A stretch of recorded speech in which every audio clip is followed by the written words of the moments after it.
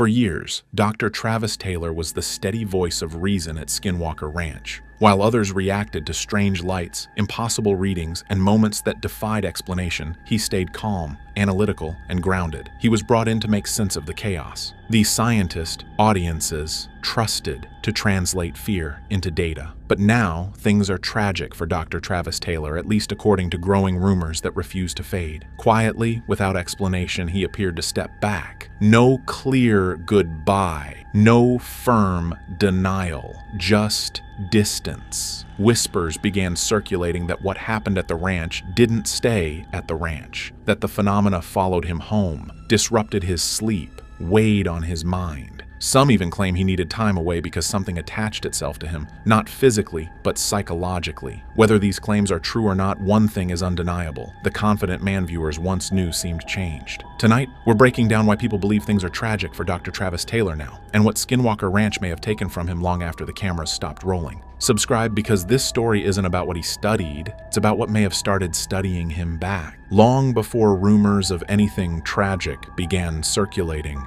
Dr. Travis Taylor was seen as the most stable presence at Skinwalker Ranch. He wasn't brought in to chase stories or react emotionally to strange events. He was brought in because he was trained to handle complexity, uncertainty, and pressure without losing objectivity. His background in aerospace engineering and physics meant he was used to working on problems where mistakes weren't dramatic, they were catastrophic. That mindset shaped how he approached the ranch from the very beginning. Early on, Travis treated Skinwalker Ranch like a system that could be understood, not controlled, but understood. He believed that with enough sensors, repeatable testing, and careful observation, patterns would emerge. Even when things didn't make sense, he didn't panic. He documented, he recalibrated, he tried again. That calm confidence became central to the show's credibility. When something strange happened, viewers didn't wait for reactions. They waited for Travis to explain what it might mean. And for a while, he did. But what made him effective also placed a unique burden on him. When experiments failed, it wasn't just a mystery. It was his responsibility. Skinwalker Ranch isn't a controlled environment. Variables shift without warning. Phenomena don't repeat cleanly. Data appears, disappears, then returns altered. Over time, Travis moved from observing anomalies to actively interacting with them. Rockets were launched. Signals were sent. Energy was introduced into a space no one fully understood. At first, this looked like progress, but slowly, something changed. Not fear, not panic. Weight. The weight of being the one expected to have answers in a place that didn't behave like anything he had studied before. He didn't enter Skinwalker Ranch naive, which makes the question harder to ignore. What does it take to push someone like him to step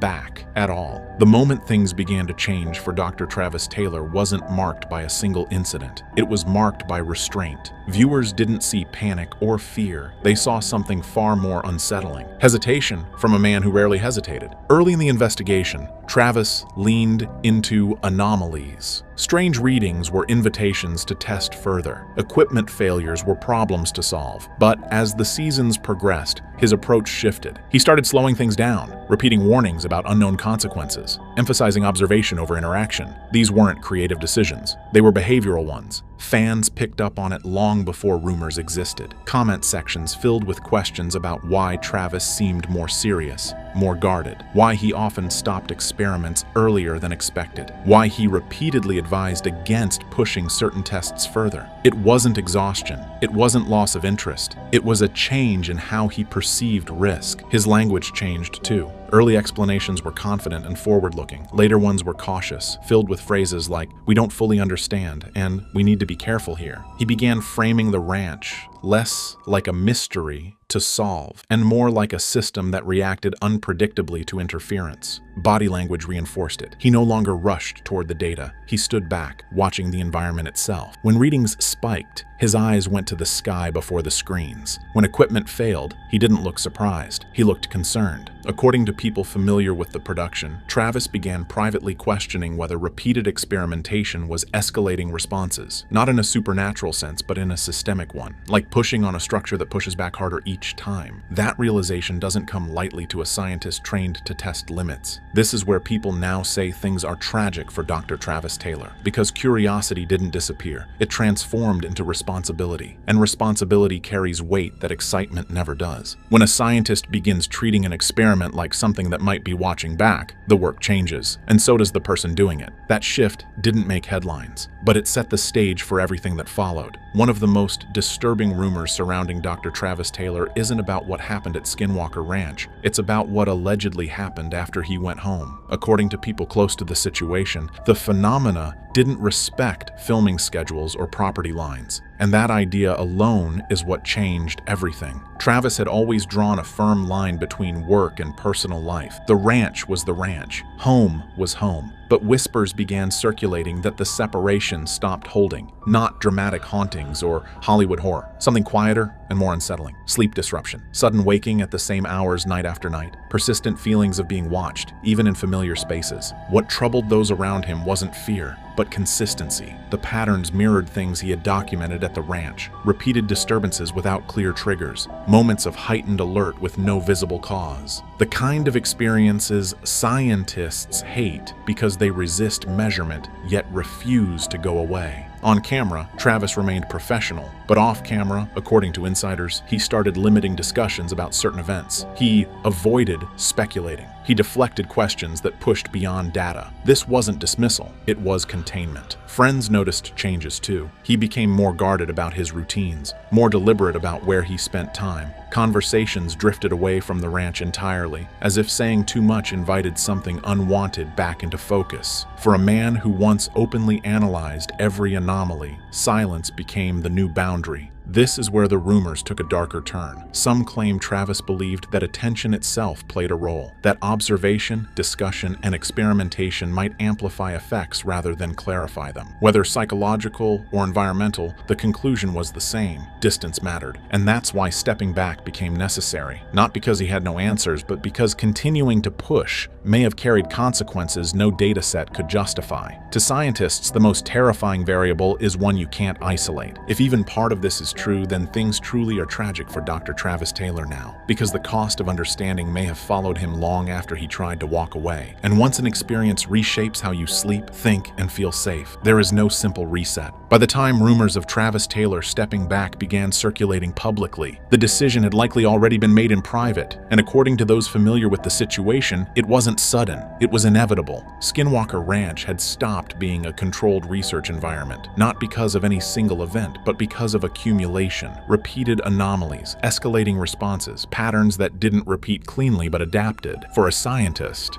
that's the point where caution outweighs curiosity. Travis had spent years explaining that the ranch behaved like a feedback system. The more it was probed, the more it reacted. Early on, that idea was theoretical. Later, it became practical. Experiments that once produced mild data spikes began triggering broader effects. Equipment failures weren't isolated anymore. They rippled. Communication dropped. Instruments malfunctioned simultaneously. Timing became unpredictable. Privately, Travis reportedly began asking a dangerous question. Not what the phenomenon was, but whether it should be provoked at all. That question doesn't fit well in a televised investigation. Viewers want progress. Networks want escalation. Science, however, demands restraint when risk crosses an unknown threshold. The rumored turning point wasn't fear, it was responsibility. Travis wasn't just accountable to data anymore. He was accountable to people, crew members, colleagues, families. When uncertainty includes potential harm, the ethical choice shifts. Those close to him say he began advocating for longer pauses between experiments, less invasive testing, more observation. But the ranch doesn't wait, and television doesn't slow down easily. At some point, the pace of investigation and the pace of caution stopped aligning. Stepping away wasn't an admission of defeat. It was an acknowledgement that some environments extract a price for prolonged exposure. Whether psychological, physiological, or something still undefined,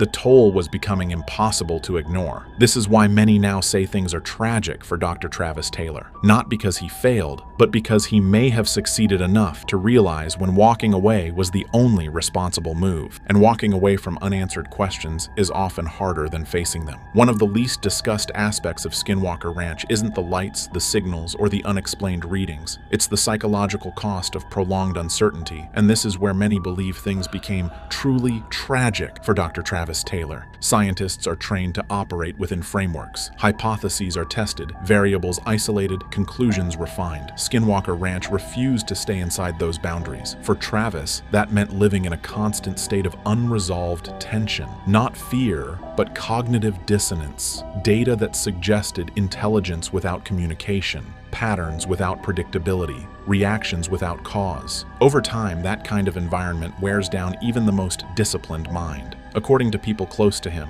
Travis began expressing frustration not at the unknown itself, but at the inability to close loops. Every answer created two new questions. Every explanation collapsed under the next anomaly. The work never resolved. It lingered. What makes this especially heavy is that Travis understood the implications better than most. He knew how dangerous it is for the human mind to constantly search for meaning where none can be confirmed. That state leads to hypervigilance, overanalysis, difficulty disengaging. Insiders say he became more introspective, less reactive, not detached, cautious. He began limiting exposure to the ranch even mentally, avoiding rewatching footage, redirecting conversations away from speculation. These weren't avoidance behaviors, they were protective ones. The tragedy here isn't terror, it's responsibility colliding with uncertainty. Travis wasn't overwhelmed by fear, he was burdened by awareness. Awareness that some environments may never provide closure, yet still demand attention.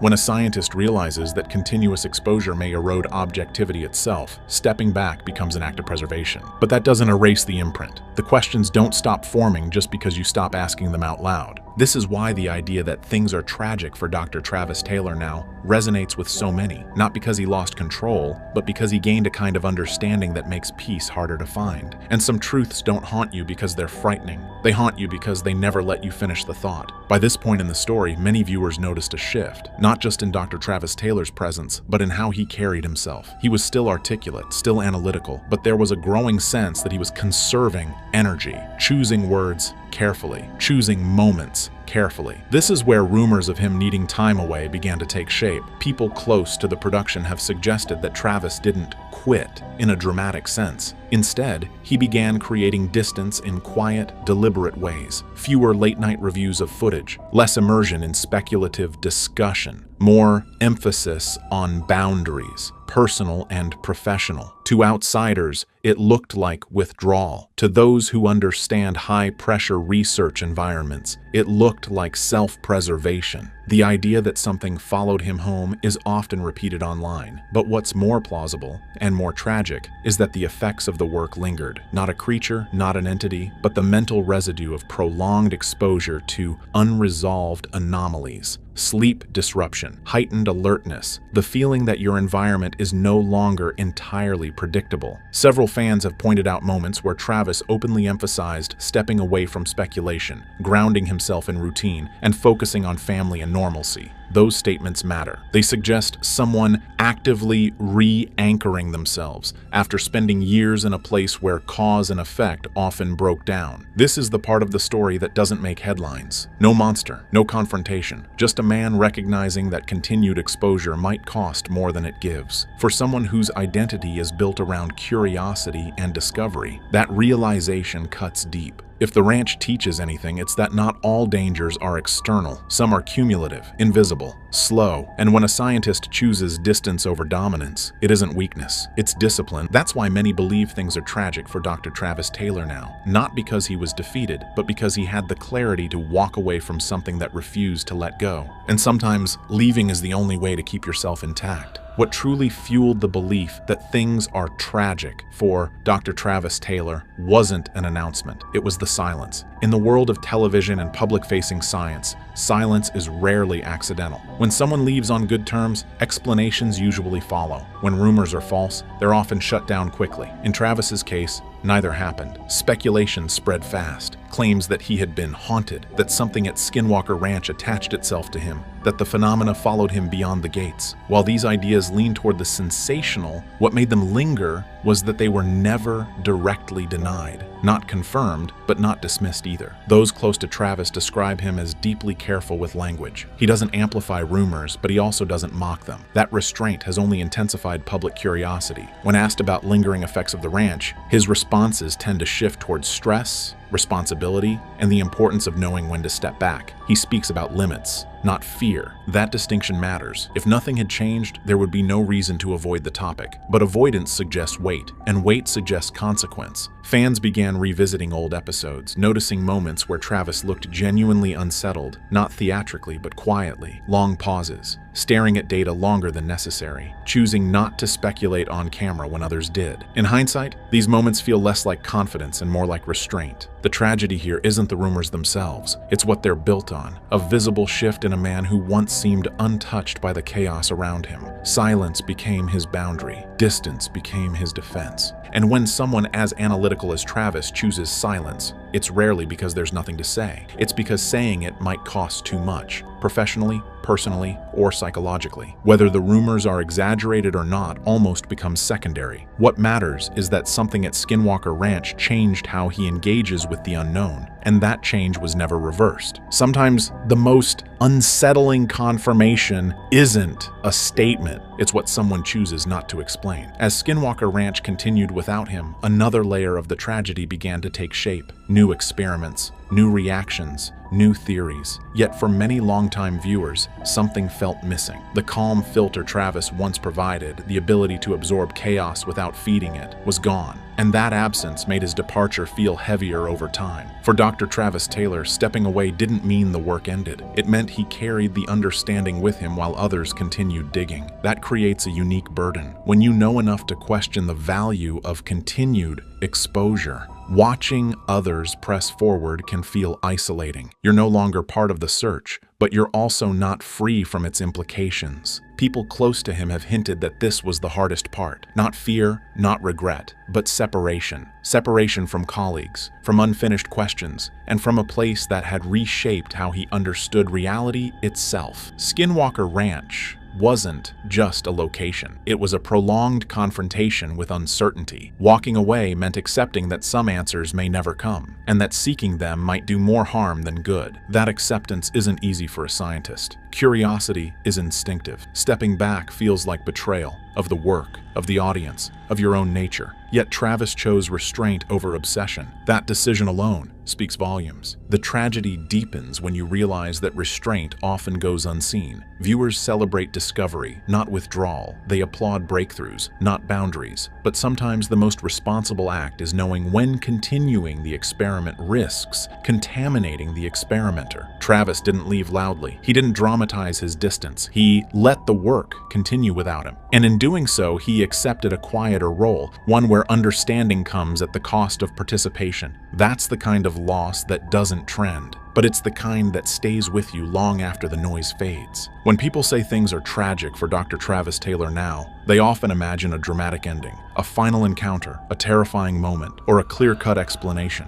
But the real tragedy is quieter and far more human. Dr. Travis Taylor didn't lose his credibility. He didn't lose his career. He didn't vanish or spiral. What he appears to have lost is something harder to measure: the ability to engage with the unknown without cost. Skinwalker Ranch didn't defeat him. It changed him. And change, especially irreversible change, is often where tragedy truly lives. He entered the ranch as a scientist tasked with bringing order to chaos. He left as someone who understood that some environments resist closure, and that constant exposure to unresolved anomalies can erode clarity itself. That realization doesn't come without consequence. Once you see where curiosity can lead, you can't unknow it. The rumors about him being haunted persist because they symbolize something real, even if exaggerated. Not a creature following him, but the lingering questions, the patterns that never resolved. The sense that certain doors once opened don't close neatly behind you. What makes this tragic is that Travis did exactly what a responsible mind should do. He stepped back. He chose boundaries. He protected his objectivity, his family, and his mental well-being.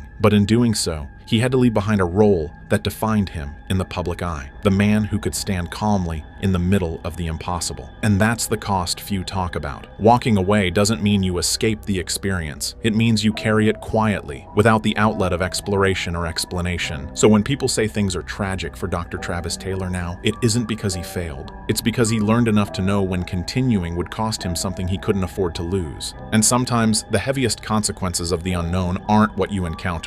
They're what you're forced to leave behind. Beneath the rugged terrain of Skinwalker Ranch lies a cabin investigators were never meant to find. A weather-beaten patrol shelter used by the ranch's head of security, known only as Dragon, has now been exposed as far more than a rest stop. What began as a routine patrol post unraveled into a classified containment chamber tied to decades-old psychological studies. What they dug up forced internal security to seal the site, possibly forever. Tonight, we uncover the truth hidden beneath the floorboards and why Dragon may have never been the guard. He was the test subject. Long before anyone on the current research team even knew it existed, the patrol cabin now associated with Dragon sat half-buried in silence at the farthest edge of Skinwalker Ranch. From a distance, it looked harmless, a faded structure with weather-beaten boards, a sagging corrugated roof, and a door that creaked in the wind like any forgotten storage shed meant for emergency supplies or feed sacks. Most new arrivals barely glanced at it. A building like that makes sense on a ranch often battered by storms. It blended in like a scar that time simply stopped noticing. But the silence surrounding it was louder than the wind that rattled its walls. The first sign something was off didn't come from inside, but from above. Years later, when aerial mapping was done for site monitoring, analysts noticed the cabin didn't appear on any historical construction record. No listing, no permits, no maintenance logs, nothing in prior land development files matched its presence. It was as if it wasn't supposed to be there. At first, staff assumed it had been added during the previous ownership transition. But when deeper archives were pulled, government land surveys from decades before showed that exact spot marked as Restricted Research Point, even before Skinwalker Ranch became public. Meaning, the cabin wasn't built where it made sense. It was built where something was already waiting. Satellite scans then revealed a second anomaly. The building's coordinates fell within a classified sensor monitoring zone, one that hadn't been disclosed during acquisition. Yet,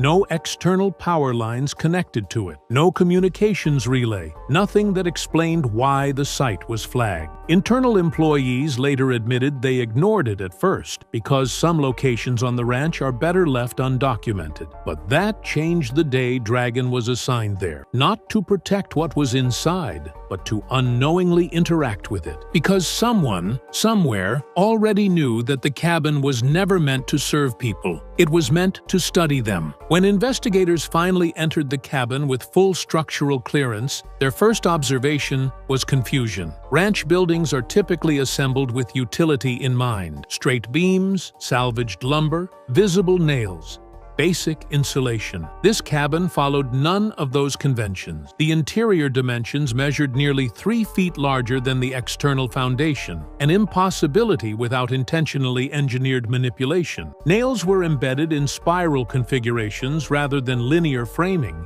indicating repeated internal reconstruction, not to repair weather damage, but to modify chamber layout. Someone had rebuilt parts of it from the inside many times, not due to decay, but precision. Underneath the rotting floorboards, something far more alarming emerged: industrial-grade electromagnetic grounding plates, the kind used in classified laboratory environments designed to prevent external signal interference or contamination of energy readings. These plates weren't just installed, they were anchored above soil that appeared chemically sterilized. Multiple layers of metallic shielding were positioned to block frequencies rather than protect from weather. No no ranch utility shed would ever require that level of electromagnetic suppression. In fact, it shouldn't even be possible to install such technology that deep without formal contracting, heavy machinery, and recorded power logistics. Yet no construction files existed, no record of delivery trucks, no engineering correspondences, nothing. Environmental sensors inside the cabin displayed temperature fluctuations in exact 5-degree increments at scheduled intervals, regulated with precision akin to controlled lab testing. Dust drifted abnormally, collecting only on surfaces away from hidden sensor alignments. Even the air felt unnaturally dense, as though designed to transmit static memory rather than store humidity. According to sensory log reconstruction,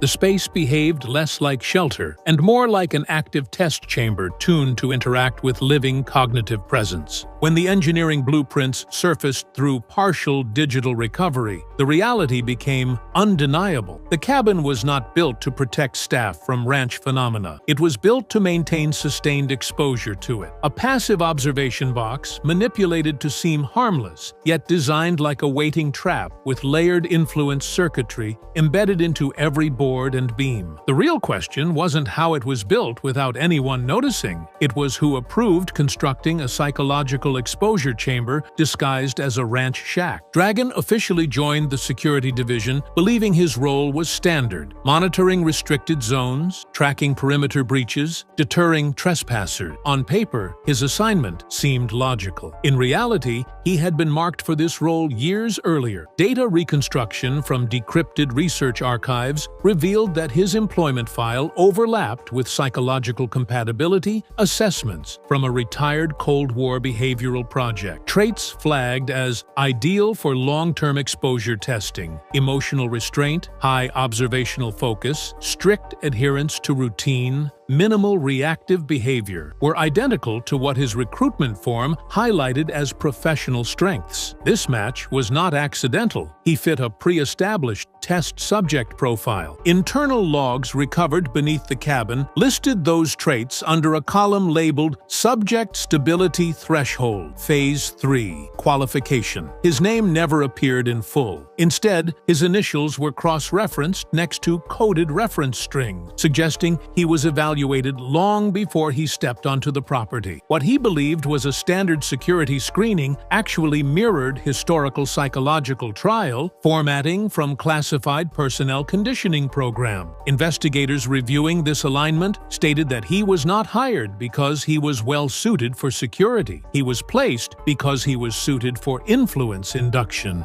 As months passed, changes in Dragon's personal logbook began reflecting subtle cognitive interference. Entries transitioned from precise, professionally structured reports to fragmented expressions of discomfort, short thoughts, incomplete sentences, increased emotional weight without clear trigger. In isolated recordings, he described sensing shifts in his mood and physical energy when near the cabin. He began noting feelings of being observed without environmental stimuli, unsure whether the pressure came from the land or something within his mind. His handwriting became uneven in extended shifts, aligning with what earlier documents classified as optimal affective disorientation patterns. What makes Dragon's case uniquely tragic is that he never volunteered for any experiment. He never even knew one was occurring. When researchers finally gained system-level clearance to investigate beneath Dragon's patrol cabin, they assumed they'd uncover forgotten wiring, weather damage, or perhaps improperly stored supplies. Instead, lifting the warped floorboards revealed something that did not resemble standard construction at all. A rectangular panel sat embedded deeper than typical foundation depth, sealed with cold industrial bolts that matched no commercial ranch hardware. The bolts were consistent with those used on sealed transport cases for classified laboratory assets, designed to survive high pressure, intense heat, and electromagnetic fluctuation. The panel led to a reinforced metal compartment professionally fabricated and insulated. This was not a repair zone. It was an installation. Inside lay an evidence-style containment tray, organized with the precision of a forensic archive. Each item had been methodically placed, not casually stored. Thick, tinted evidence vials were labeled with non-standard identifiers like ANOMA, ANOMC, and Refuse Human Study. No dates, no signature field, just lettering consistent with internal cataloging codes used in discontinued research programs marked high-risk biocontainment. Next to the vials sat a folded Kevlar pad bearing dried stains. Surface samples returned structure patterns inconsistent with human or registered wildlife blood. Machine analysis flagged the material as unclassified biological origin. Bone fragments were also found, smooth, unnaturally dense, chemically resistant, and slightly luminous under infrared spectrum scanning. The size was too small for any known large fauna, yet density scan suggested impact resistance beyond normal evolutionary design. The final layer contained a microfilm envelope labeled Echo Gateway Failure Report. Its contents detailed electromagnetic exposure testing, cognitive response analytics, and radiation pattern tracking. The last page read, Subject destabilized, threshold exceeded, terminate field sequence. When researchers found Dragon's personal logbook buried deep inside his patrol bag, they expected routine entries, weather updates, ranch security checks, gate scans.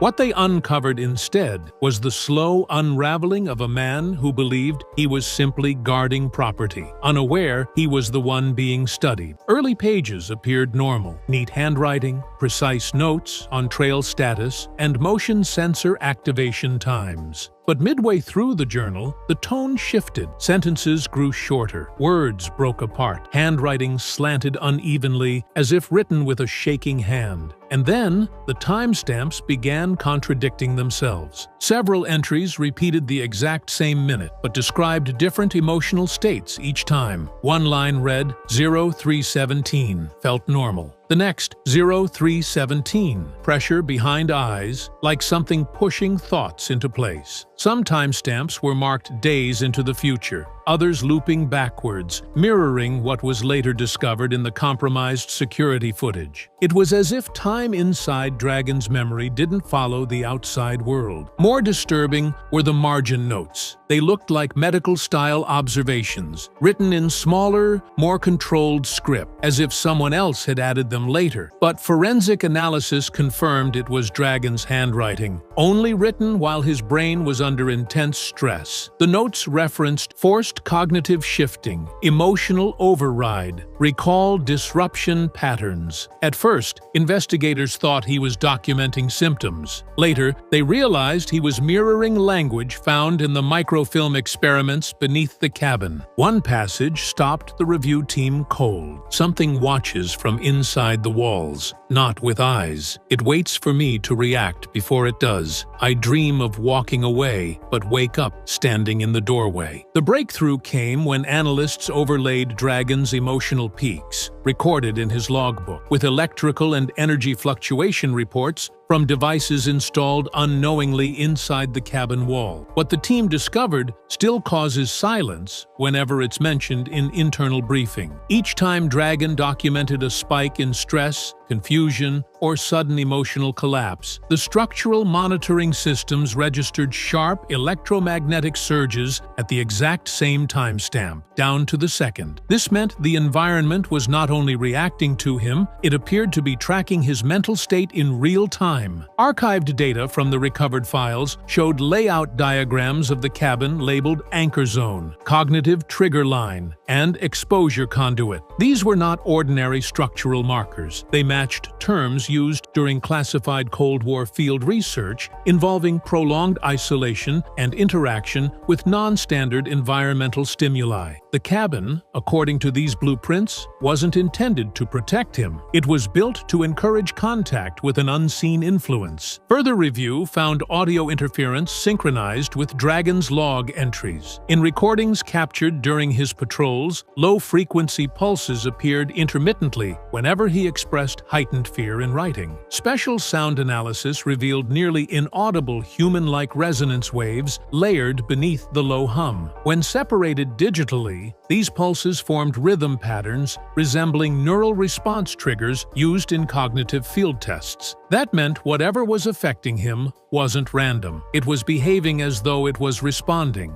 But the most alarming finding wasn't found in audio or electrical logs. It came from thermal mapping scans conducted months after his final entry. The scans revealed a consistent temperature dip, exactly 5 degrees, for 7-minute intervals, matching the precision of Dragon's behavior shifts mentioned in his journal. Exact timing, exact change, every single day. What the team uncovered next was something that had never been discussed on camera, not during official briefings, not even behind closed doors on the ranch. When experts finally processed the microfilm labeled Echo Gateway Failure Report, the contents shattered any remaining assumption that Dragon was merely the first person affected. It revealed there was a previous subject, someone who was never supposed to be mentioned again. The report, dated decades earlier, described an experimental phase that took place long before Skinwalker Ranch became known to the public. The subject was placed in a structure almost identical to Dragon's cabin. Same electromagnetic grid layout, same internal dimensions, same proximity to the anomaly. But unlike Dragon, that individual was not monitored openly. They were monitored remotely. And according to the final line of the failure report, contact escalation exceeded psychological tolerance threshold, resulting in systemic collapse. Nowhere did it mention a rescue attempt. Even more disturbing, temperature logs, behavioral field responses, and radiation interference patterns from that abandoned test perfectly mirrored Dragon's data nearly 40 years later. This implied that whatever force was interacting with him didn't just recognize the setup, it remembered it. It was behaving as if the experiment had restarted. Handwritten in the margin of one microfilm page were the words, "Pattern persists. Entity preference indicates continuity." That simple phrase terrified analysts. It meant what was being studied might not be reacting randomly. It was showing recognition. And then, just beneath that phrase, a final note in faded ink. Subject history must remain undisclosed. Current anchor unaware of precedent. The discovery of the envelope marked "If I don't come back" shifted the entire investigation from scientific analysis into something deeply personal and terrifying. It was not stored inside the locker, where evidence was meant to be kept. Instead, it was hidden behind a thin wooden panel near the back wall, like someone wanted it to remain secret unless things reached a point where returning was no longer an option. The message inside was short, written in Jason Dragon's own handwriting, but it read like the words of someone who no longer trusted his thoughts. He didn't speak about threats the way investigators expected. He didn't refer to a creature or a presence or even a direct danger. Instead, his message described a shift inside himself. He wrote that he began waking up in the cabin without remembering ever lying down. He felt emotional responses that did not match what he was thinking. And most chilling, he believed something was trying to learn through him. He described moments where he felt drawn back toward the cabin after leaving, like his instincts had been reprogrammed. At one point he wrote, "When my mind goes quiet, I feel it try to speak through the silence." That sentence alone broke several researchers emotionally. Next to the note was a small folded photo.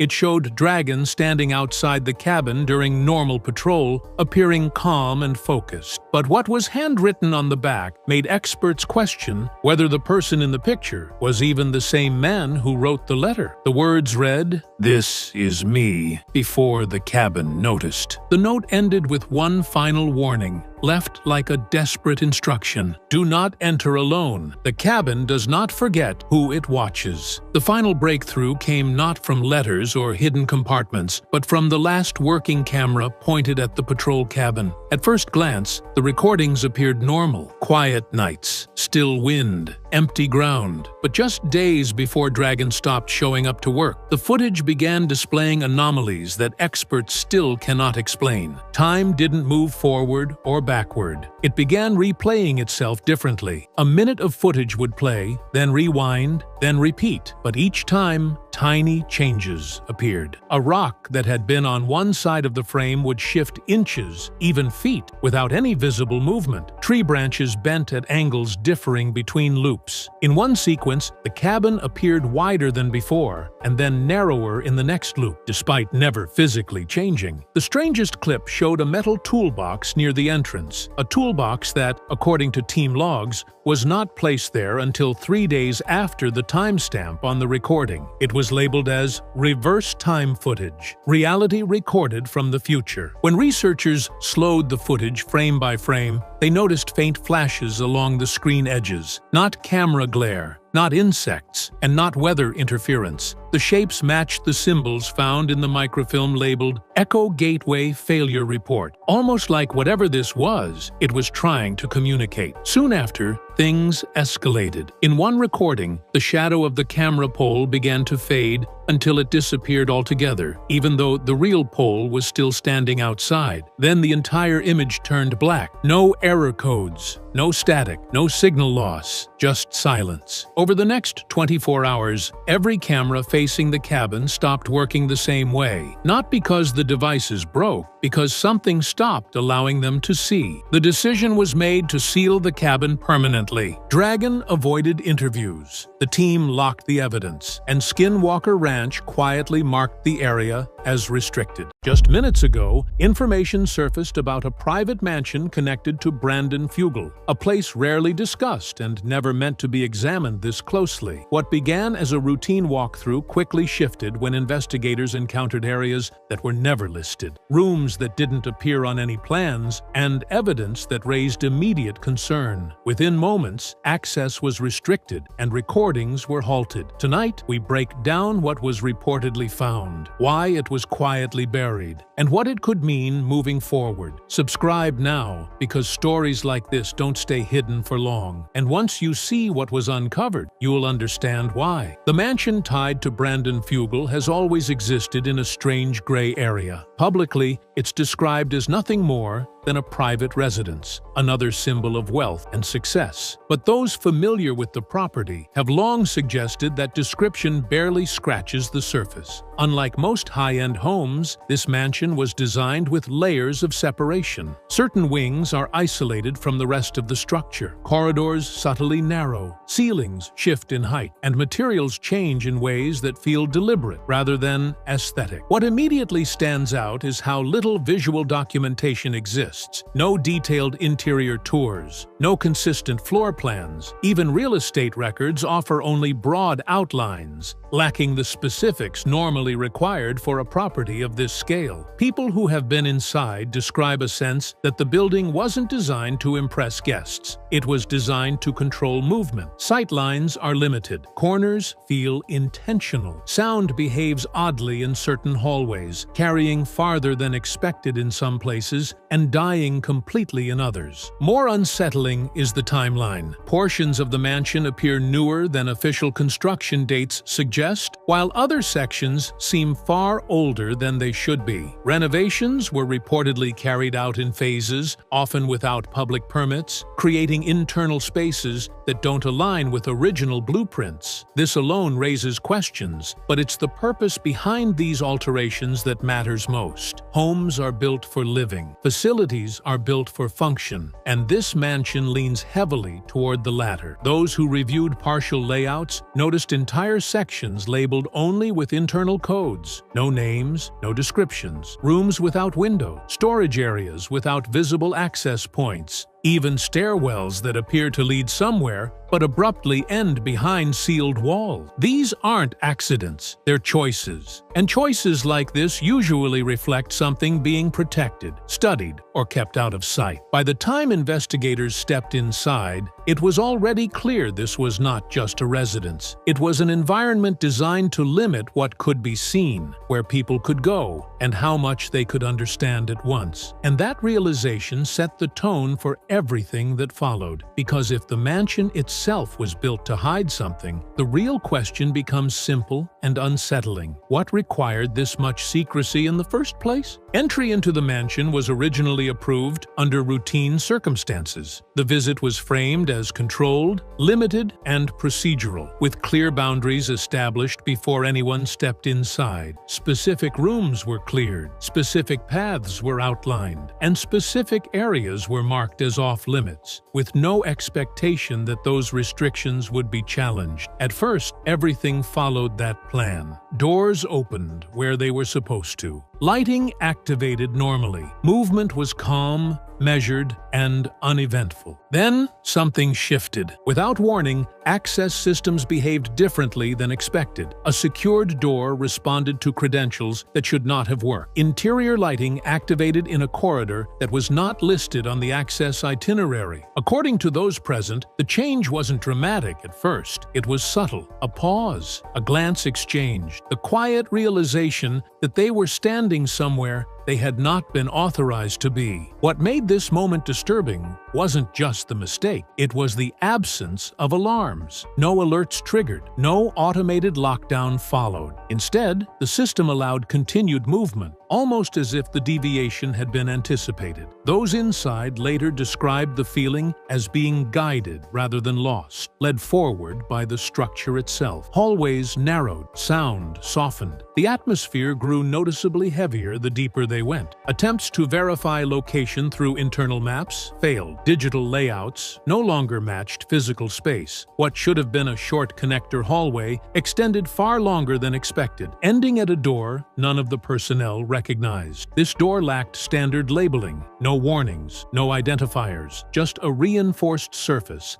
and a manual locking mechanism that suggested it was never meant for casual use. It was at this point that protocol began to unravel. Communication slowed, decisions were second-guessed, and an unspoken understanding settled over the group. Whatever lay beyond this point was not part of the original plan, and someone had gone to great lengths to make sure it stayed that way. Beyond the unauthorized door was a room that immediately altered the mood of everyone present. It was not large, but it felt compressed, as if the space resisted being occupied. The walls were bare, unfinished in places, yet intentionally reinforced in others. There were no windows, no obvious ventilation, and no furnishings to suggest comfort or long-term use. The lighting inside did not match the rest of the mansion. It was dimmer, colder, and oddly directional, casting shadows that seemed to bend rather than fall naturally. The first thing noticed was the sound. Voices behaved strangely in this room, carrying too clearly at times, and then vanishing altogether mid-sentence. Footsteps echoed with a delay that didn't match the size of the space. Even small movements felt amplified, while larger sounds seemed swallowed. Several devices began to malfunction almost immediately. Audio equipment produced static. Cameras struggled to maintain focus. One recorder shut off entirely without warning. Temperature readings showed inconsistencies as well. Certain areas of the room were noticeably colder, while others felt unnaturally warm, despite no visible heat source. When handheld sensors were moved through the space, readings spiked and dropped erratically, as if the room itself was interfering with measurement. This was not environmental drift. It was localized and repeatable. What unsettled the group most was the sense that the room was not abandoned. Dust patterns suggested recent activity, yet there were no footprints, no tools, no signs of ongoing work. It appeared maintained without being occupied, preserved rather than used. One individual later described the feeling as standing inside a container rather than a room, something designed to hold more than just people. At that moment, attention shifted from curiosity to caution. This space did not exist by accident. It had been built deliberately, hidden carefully, and separated from the rest of the mansion for a reason. And as the group stood there in silence, one thought became impossible to ignore. If this room was meant to stay unseen, then simply entering it may have already crossed a line that could not be uncrossed. Once the room was documented, attention shifted to what was stored within it. These were not decorative items, nor were they consistent with anything found elsewhere in the mansion. Along the walls sat containers made from mixed materials, some metallic, others composite, each sealed and unmarked. No labels, no serial numbers, nothing that suggested public manufacture or consumer use. Whatever these objects were, they had been intentionally stripped of identity. Several items appeared to be tools, but their design didn't align with conventional purposes. Edges were smoothed where grip would normally be unnecessary. Weight distribution felt unbalanced in ways that made handling awkward. A few pieces emitted a faint hum when lifted, subtle enough to be dismissed at first, yet impossible to ignore once noticed. noticed. None of the items were powered, yet they behaved as if energy was present. More troubling was the condition of the storage itself. Everything was clean, not unused, but maintained. No corrosion, no dust buildup on the containers themselves. The surrounding floor showed signs of careful movement, as though items had been repositioned recently, then returned to precise locations. This wasn't forgotten storage. It was active without witnesses. Attempts to photograph certain objects resulted in distortion. Images appeared blurred or slightly offset, even when taken from close range. One device refused to save files altogether while pointed toward a specific container. When the lens was moved away,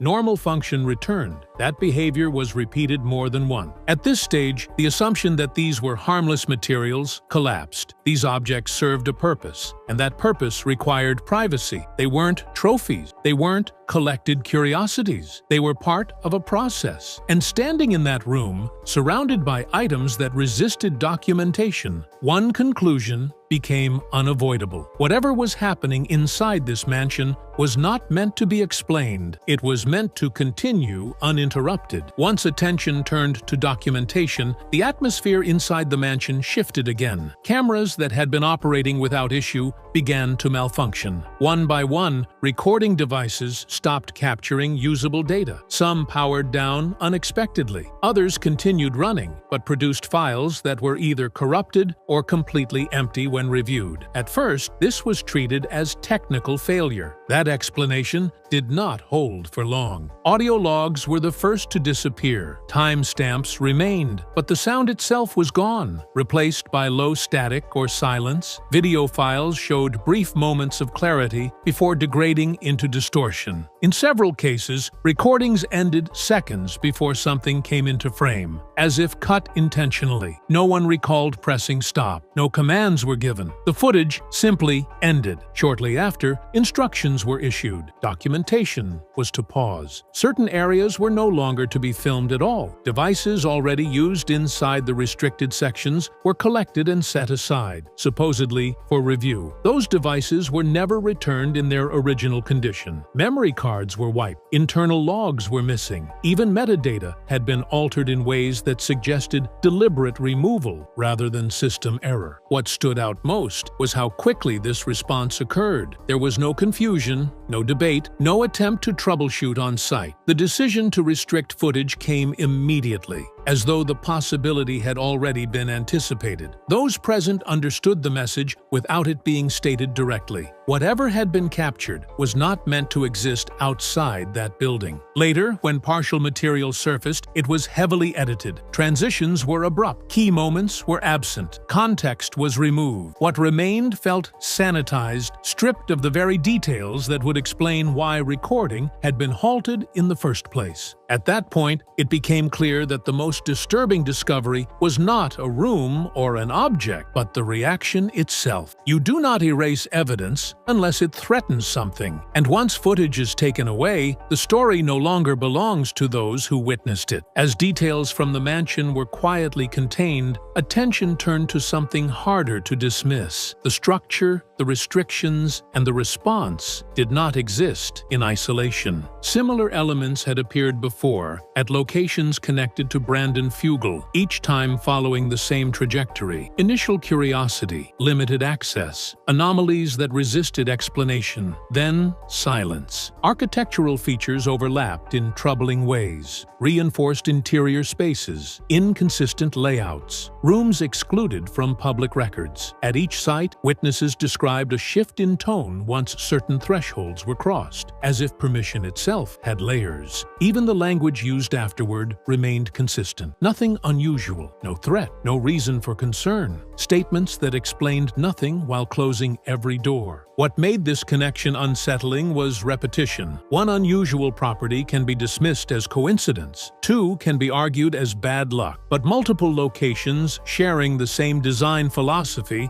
and the same pattern of restricted discovery suggest intention. Someone was not reacting to events as they occurred. They were responding according to a plan already in place. When timelines were compared, another detail emerged. Each incident followed a similar sequence of escalation, then containment. Access granted, then narrowed. Documentation allowed, then revoked. Individuals involved became quieter over time, their public remarks increasingly vague. No single event stood out as the breaking point, because the breaking point was built into the process. This realization reframed the mansion entirely. It was not the origin of something disturbing. It was one node in a larger network of controlled spaces, each designed to reveal only what was necessary and only to the right people. The mansion did not raise new questions. It confirmed old ones that had never been answered. At that stage, the investigation stopped being about what was found inside a building. It became about why the same discoveries kept happening in different places, under different circumstances, yet always ended the same way: quietly, deliberately, and without explanation. When those involved finally exited the mansion, the effects did not end at the gate. In the hours that followed, behavior began to change in subtle but noticeable ways. Conversations became shorter. Messages went unanswered. Individuals who had been vocal during the visit suddenly avoided specifics, speaking only in general terms or declining to comment altogether. No one argued. No one protested. Silence settled naturally, as if it had been agreed upon without words. In public settings, the shift was even more apparent. Interviews that had been scheduled were quietly postponed. When questions were asked, responses were careful and controlled, stripped of emotion and detail. Body language betrayed unease. Eyes drifted. Hands tightened. The confidence seen earlier was gone, replaced by restraint. Whatever had been encountered inside the mansion lingered, shaping reactions long after the physical distance grew. Privately, some participants reportedly requested to be removed from future involvement altogether. Others asked for reassignment away from similar environments. These were not dramatic exits. They were quiet withdrawals, framed as personal decisions or scheduling conflicts. Yet the timing was impossible to ignore. The mansion had been left behind, but its influence had not. What made these reactions troubling was their consistency. Different individuals, different roles, same response. No one contradicted the official narrative, yet no one reinforced it either. The absence of denial spoke louder than confirmation ever could. It suggested that speaking plainly carried consequences no one was willing to risk. By the time days passed, patterns hardened.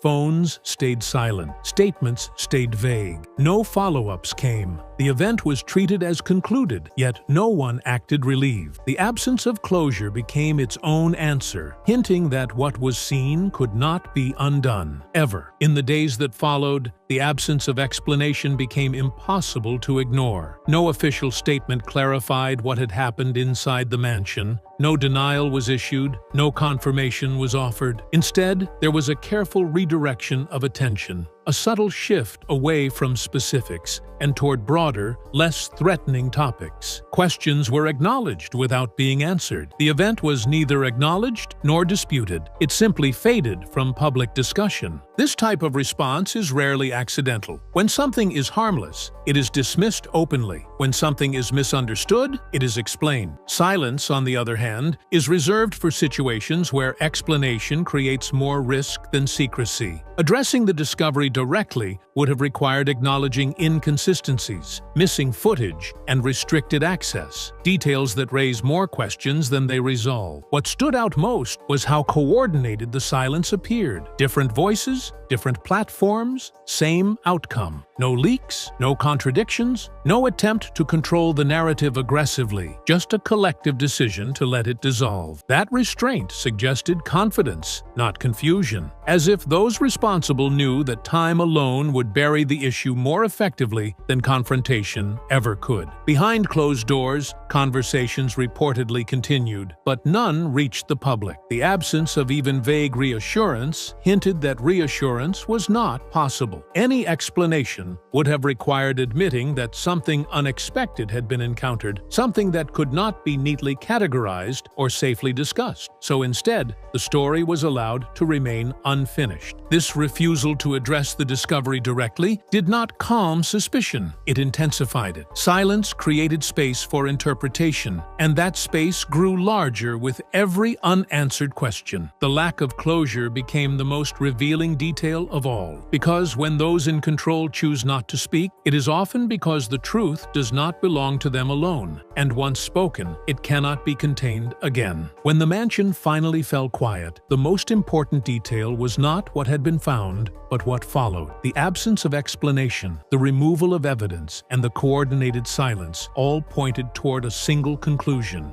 This discovery was not an anomaly, it was confirmation. Whatever existed inside that mansion was already understood by those in control, and exposure was the real threat. Viewed this way, every decision makes sense. Restricted access was not about safety, it was about containment. Missing footage was not accidental loss, it was deliberate protection. Silence was not confusion, it was strategy. The mansion functioned as a checkpoint, a place where something ongoing could be observed, stored, or managed without public interference. This reframes the entire narrative. The mansion was never meant to shock the public because it was never meant to be seen at all. It was designed to operate quietly, to exist without explanation, and to remain effective as long as curiosity stayed outside its walls. Once attention reached inside, the system responded exactly as it was built to. The unsettling truth is that nothing ended when the doors closed. Whatever process was underway did not stop. It simply moved beyond view again. The reaction was not damage control, it was maintenance. And that distinction matters because maintenance implies continuity. If this discovery teaches anything, it is that secrecy is not always about hiding danger. Sometimes it is about preserving function. Some environments are hidden not because they are unstable, but because they are working exactly as intended. And that leaves one final question lingering in the silence. If this was only one location, carefully managed and swiftly contained, how many others exist that have never been questioned at all? That possibility, once considered, makes the discovery feel far less isolated. Indeed. During a laser experiment on Skinwalker Ranch, crew members were physically attacked by an unknown force.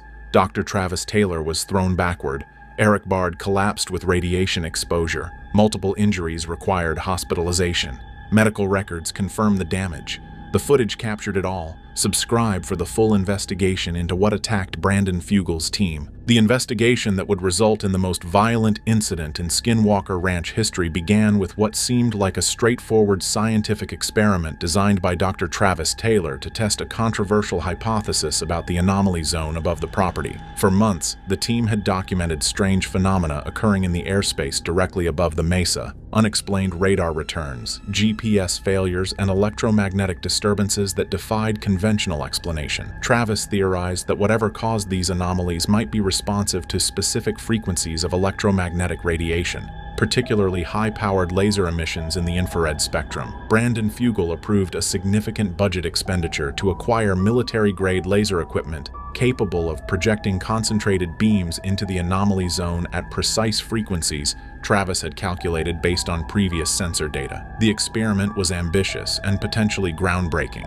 If successful, it could provide the first reproducible method for triggering and studying the phenomena under controlled conditions rather than waiting for spontaneous occurrences. The setup took an entire day, with Travis personally overseeing the installation of laser arrays, sensor equipment, and recording devices positioned across the mesa to capture data from multiple angles simultaneously. Brandon invited additional scientific observers, including physicists and aerospace engineers, to witness the experiment and provide independent verification of results. The atmosphere was one of excitement and anticipation rather than concern. Nobody on the team believed they were doing anything particularly dangerous. They'd conducted dozens of experiments at the ranch without incident, and this seemed like just another data collection opportunity using more sophisticated equipment than previous investigations. The experiment was scheduled for early evening when atmospheric conditions were optimal and the setting sun wouldn't interfere with laser visibility. As the team assembled on the mesa and Travis began the activation sequence for the laser array, everyone felt confident this would be a routine scientific investigation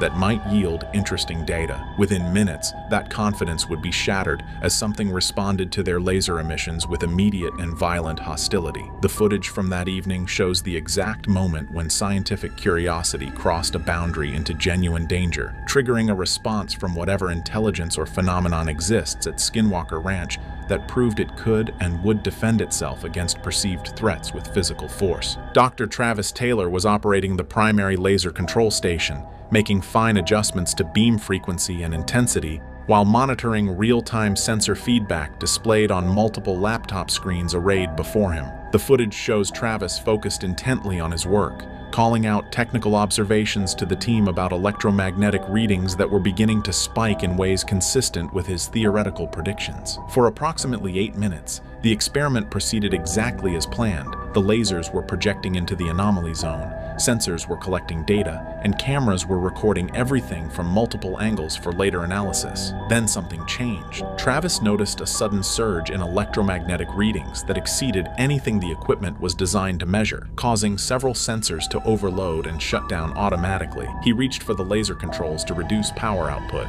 concerned that the equipment was malfunctioning or that they were inadvertently creating a feedback loop. Before Travis could touch the controls, he was violently struck by an invisible force that witnesses describe as impossibly powerful. The camera footage captures the moment in disturbing clarity. Travis is standing normally one instant, then the next. He's thrown backwards several feet, as if hit by a massive unseen impact. His body leaves the ground entirely before crashing into equipment behind him with enough force to damage the metal cases and cause Travis to cry out in obvious pain. The entire incident occurs in less than 2 seconds, but the violence and power behind whatever struck him is undeniable on the footage. Team members rushed to Travis immediately, finding him dazed and struggling to breathe from what appeared to be blunt force trauma to his chest and abdomen. When they helped him to his feet and examined him, visible injuries were already forming, dark bruising across his torso in a pattern that suggested impact from a large focused force rather than falling against equipment edges. Travis insisted he hadn't tripped or lost his balance. Something had physically hit him with tremendous power from a direction where nothing visible existed on any camera angle. Brandon Fugel made the immediate decision to shut down the laser array and secure Travis medical attention, but before the team could begin powering down equipment, the situation escalated dramatically as additional crew members came under attack. Eric Bard was positioned approximately 30 yards from Travis at a secondary monitoring station, collecting spectrographic data and observing atmospheric changes during the laser experiment. When Travis was attacked, Eric had immediately started moving toward him to provide assistance, but before he'd covered half the distance, he suddenly stopped, staggered, and collapsed to his knees, clutching his head and upper body. The footage shows Eric's collapse happening within seconds of Travis being struck, suggesting a coordinated assault on multiple team members rather than isolated incidents. Crew members who reached Eric first found him in severe distress. He was vomiting. His skin was flushed and hot to the touch, and he reported intense burning sensations across his exposed skin areas, including his face, neck, and hands. The symptoms were consistent with acute radiation exposure, which seemed impossible given that no radiation sources were present in the experiment beyond normal background levels. Eric was clearly in worse condition than Travis,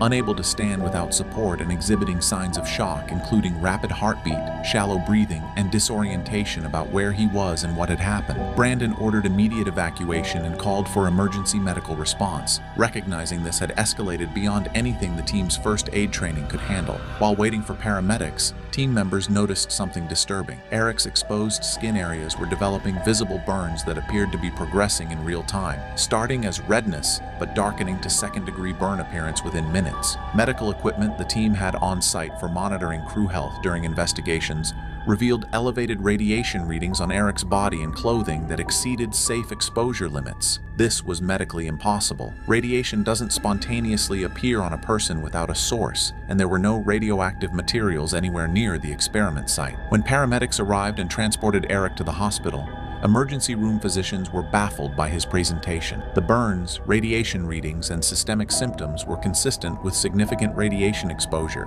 yet there was no logical source for such exposure. Eric's condition stabilized after several hours of treatment, but the medical mystery of how he'd been exposed to radiation in the middle of a Utah desert remained completely unexplained. The incident proved that whatever had attacked Travis hadn't stopped with a single victim. It had systematically targeted multiple team members with different forms of assault. Brandon Fugel stood on the mesa watching 2 of his team members injured and possibly dying, facing the most difficult decision of his tenure as Skinwalker Ranch owner. As a successful businessman accustomed to calculated risks and data-driven decisions, Brandon now confronted a situation where no amount of wealth, planning, or expertise could guarantee his team's safety against threats that defied scientific explanation.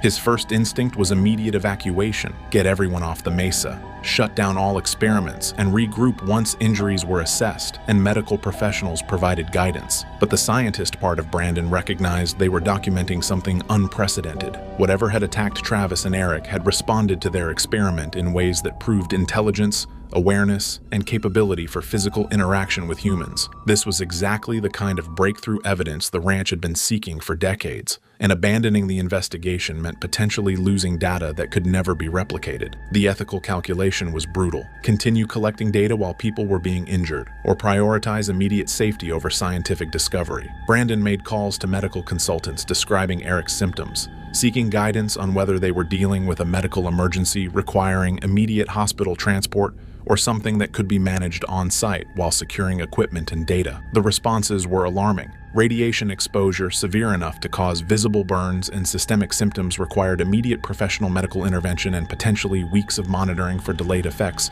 including organ damage and immune system compromise. There was no ethical justification for keeping Eric on the mesa 1 second longer than necessary for safe transport. Travis, despite his own injuries and obvious pain, argued for continuing the experiment. He recognized the scientific importance of what they were documenting and believed they could implement safety protocols to protect remaining team members while collecting additional data. Brandon overruled him, making the definitive call to shut down all equipment and evacuate to the command center. But even that decision proved complicated when something began attacking from above, making evacuation itself dangerous. Brandon found himself coordinating a retreat under hostile conditions from an enemy he couldn't see, couldn't predict, and couldn't defend against using any conventional security measures. His background in real estate development and business management had prepared him for financial risks and complex negotiations, not tactical evacuation of personnel under assault from unexplained phenomena. As the team began shutting down equipment and preparing to evacuate the mesa,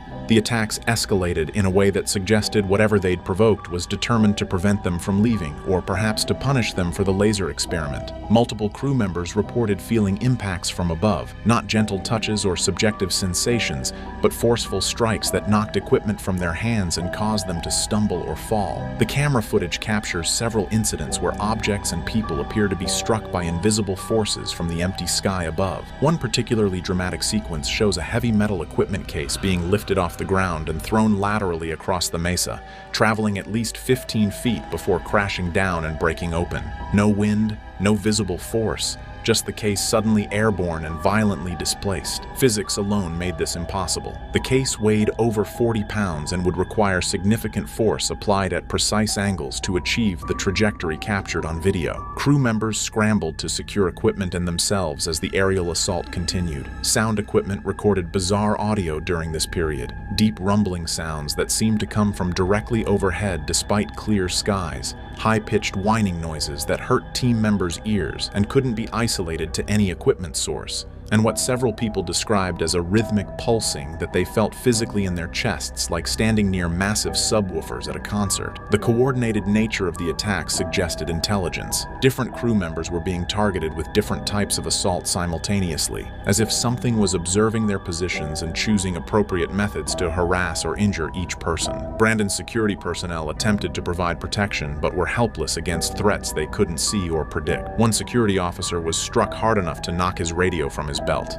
the device skittering across the mesa as if kicked by an invisible foot. Another reported feeling hands pushing against his back, trying to force him toward the mesa's edge, though no one was near him, and footage confirmed he was isolated from other team members. The psychological terror of being under attack from unseen forces was as damaging as the physical impacts. Trained security professionals accustomed to assessing and responding to threats found themselves completely ineffective against an enemy that violated every assumption about how physical reality operates. While chaos unfolded on the mesa, Ranch Superintendent Thomas Winterton and Chief Security Officer Bryant Arnold were positioned at the ranch perimeter monitoring access points and maintaining communication with the investigation team. Their experience that night proved the attacks weren't confined to the Mesa experiment site, but were happening simultaneously across different areas of the property. Thomas was conducting a routine perimeter check in his vehicle when he reported via radio that he was being followed by something he couldn't see, but could hear moving through brush parallel to the road. The sound was too large and too coordinated to be wildlife,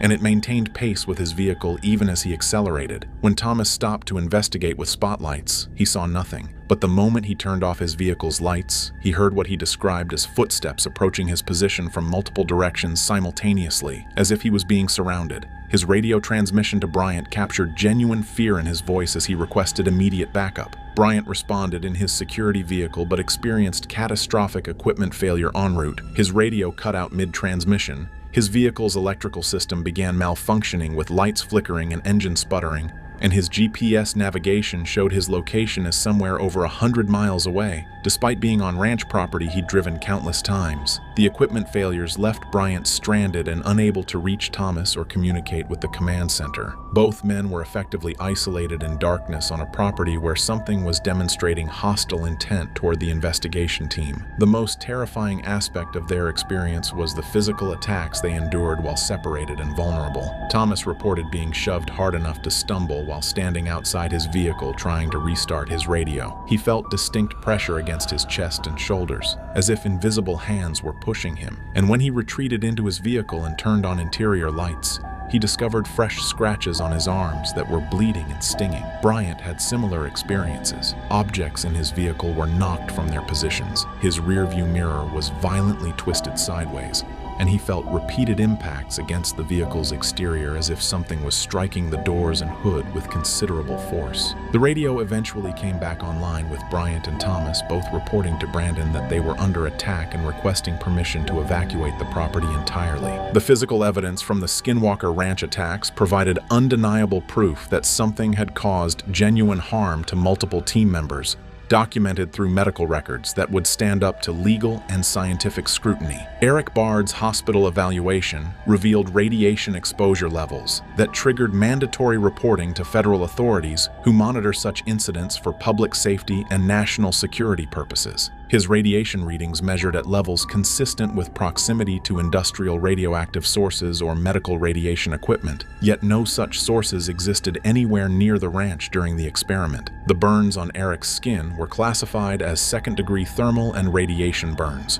requiring specialized treatment including topical medications and monitoring for infection. Blood work showed elevated white blood cell counts and other markers consistent with the body's response to radiation damage, effects that typically take hours or days to appear but manifested in Eric within minutes of exposure. Medical professionals who treated Eric documented their findings with the caveat that the exposure source remained unknown and unexplained, unusual language in medical records that typically identify specific causes for injuries.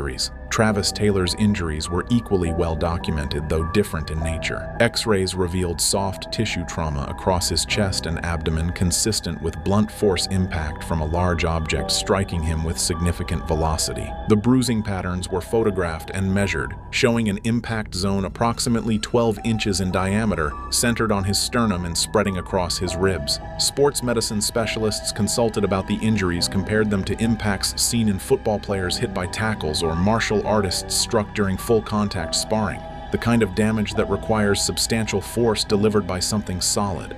What made Travis's injuries medically puzzling was the absence of corresponding external trauma. When someone is hit hard enough to cause that level of internal bruising, there's typically skin abrasions, cuts, or surface damage from whatever struck them. Travis had none of that. His skin was intact except for the deep bruising, as if he'd been hit by something that could deliver tremendous force without surface friction or cutting edges. Thomas Winterton and Bryant Arnold's scratches were examined by medical staff and photographed for documentation. The scratch patterns were analyzed and determined to be consistent with fingernail or claw marks rather than contact with equipment edges or vegetation. The injuries were fresh, appearing during the investigation period, and located on body areas that were covered by clothing when the men left the command center. Dr. Travis Taylor, despite his own injuries, immediately began analyzing the data collected during the attack, determined to find scientific explanations for what had happened to him and his team members. His preliminary analysis revealed electromagnetic anomalies that correlated precisely with the timing of each physical attack, suggesting a connection between energy phenomena and the violence experienced by the crew. During the 8 minutes of laser operation before Travis was struck, sensors detected a progressive buildup of electromagnetic energy in the anomaly zone at frequencies that matched the laser emissions, but at amplitudes exponentially higher than what the equipment was producing. Travis theorized they'd inadvertently created a resonance effect where the laser energy was being amplified by something in the atmosphere or space above the mesa, building to levels that triggered a defensive or retaliatory response from whatever generates the phenomena. The moment of Travis's attack corresponded exactly with a massive electromagnetic pulse detected by equipment positioned around the mesa. The pulse registered across multiple sensor types simultaneously.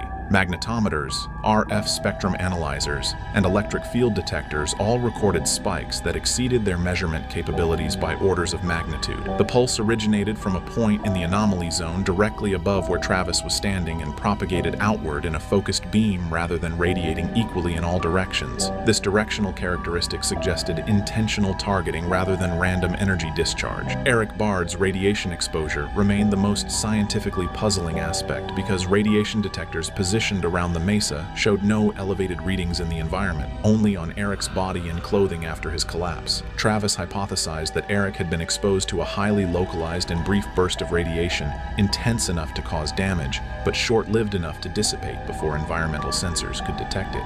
This would require technology or natural phenomena capable of generating and directing radiation with precision that exceeded any known human capability. The aerial assault phase showed even more interesting data. High-speed cameras captured frame-by-frame sequences of objects being displaced, and careful analysis revealed subtle atmospheric distortions at the moment of impact, like heat shimmer or gravitational lensing effects that indicated something was present even if not directly visible. Travis believed they were observing camouflaged or phase-shifted matter that could interact physically with normal matter, while remaining largely invisible to human perception and most sensor types. The violent attacks during the Mesa experiment fundamentally transformed how Brandon Fugel approaches investigations at Skinwalker Ranch, implementing safety protocols that acknowledge the genuine physical dangers posed by whatever phenomena exist on the property. The most immediate change was mandatory medical monitoring for all personnel during investigations. Team members now wear biosensors that continuously track heart rate,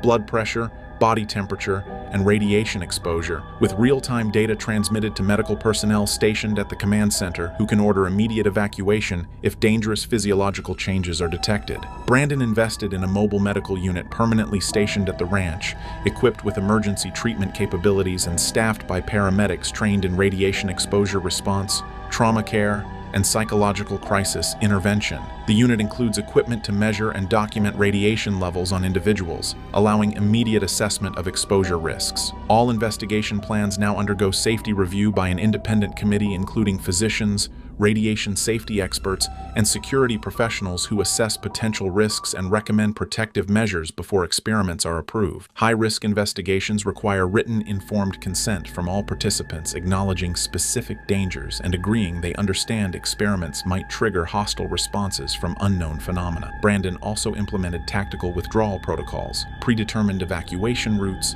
rally points, and communication procedures for situations where investigations need to be abandoned quickly under potentially hostile conditions. Security personnel receive training in protecting team members from threats that may not be visible or predictable using conventional security methods. The psychological impact on team members has been significant and ongoing. Travis Taylor, despite being a trained scientist comfortable with uncertainty and unexplained phenomena, admits the experience changed his perspective on Skinwalker Ranch investigations. He's more cautious now about experiments that might be perceived as aggressive or threatening by whatever intelligence or phenomenon exists at the ranch, recognizing that their laser experiment may have crossed a boundary that provoked retaliation. Some crew members requested transfers to other projects after witnessing the attacks, unwilling to continue working at a location where they might be physically harmed by forces they can't understand or defend against. Brandon has made counseling resources available to all staff and doesn't pressure anyone to participate in investigations they're uncomfortable with. What you're about to hear changes everything we thought we knew about Skinwalker Ranch. For years, Dr. Travis Taylor, a man with multiple doctorates in aerospace engineering, optical science, and physics, has led the scientific investigation at America's most mysterious property. He's worked on classified government projects. He's investigated advanced propulsion systems for the Department of Defense. He's someone who demands proof, who insists on repeatability, who approaches every anomaly with rigorous skepticism. But something has shifted. In recent statements and on-camera moments from The Secret of Skinwalker Ranch, Dr. Taylor has begun acknowledging something he spent years avoiding, something the data has forced him to accept. This wasn't speculation. This wasn't belief. This was evidence, cold and repeatable, pushing him toward a conclusion that even he finds disturbing. Within the scientific community, and among those who follow the investigation closely, the change in his language has been impossible to miss. He's no longer just documenting anomalies. He's no longer simply saying we need more data. He's acknowledging intelligence behind the phenomena, purpose, awareness, response. And for someone with his credentials, someone with everything to lose by making extraordinary claims, that acknowledgement represents a profound shift. Subscribe now, because what follows will challenge your understanding of what's possible at this 512-acre property in northeastern Utah.